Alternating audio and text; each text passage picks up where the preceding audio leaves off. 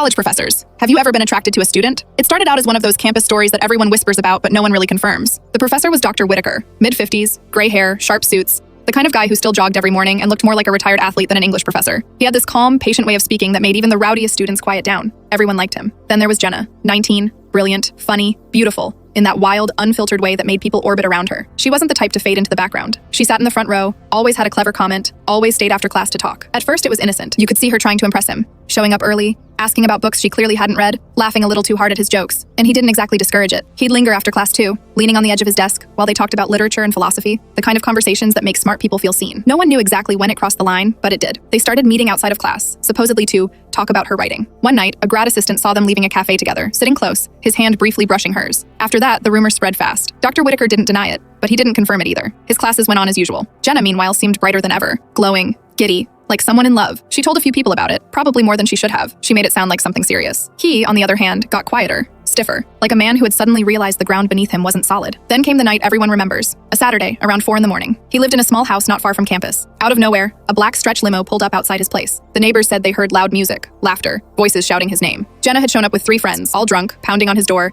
yelling for him to come out and join the party. She was crying, laughing, pleading. He didn't answer at first, but eventually the porch light came on. He stepped outside wearing an old sweater and slippers, looking half asleep and half terrified. She tried to grab his hand, telling him she loved him, that she'd drop out of school for him. He told her to go home. She refused. The neighbor said the whole thing went on for nearly half an hour before one of her friends finally dragged her back into the limo. After that, he avoided her completely, changed his office hours, had his department head move her to another section of the course. She didn't take it well. She kept showing up around his building, waiting outside classrooms, finding excuses to bump into him. At one point, she registered for 3 of his classes the next semester, which wasn't even possible without overrides. Somehow, she got them. She told people she was going to finish her degree in record time, 12 classes in 2 semesters. She said she was going to graduate early so they could be together without it being wrong. Everyone thought it was just talk, but she actually did it, at least for a while. She enrolled in every course she could, worked herself to exhaustion, and then, halfway through that insane schedule, she vanished. She stopped coming to class, didn't answer messages, didn't show up anywhere. For a few weeks, people wondered if she'd dropped out or gone home. Dr. Whitaker never said a word about it, but you could tell he knew something had happened. He looked worn out, distracted, like he hadn't slept properly in months. Then one day, he just went back to normal. Same calm tone, same steady lectures. The only difference was he never lingered after class anymore. He'd pack up his things and leave the moment the bell rang. 2 years passed before anyone saw Jenna again. She came back to finish her degree,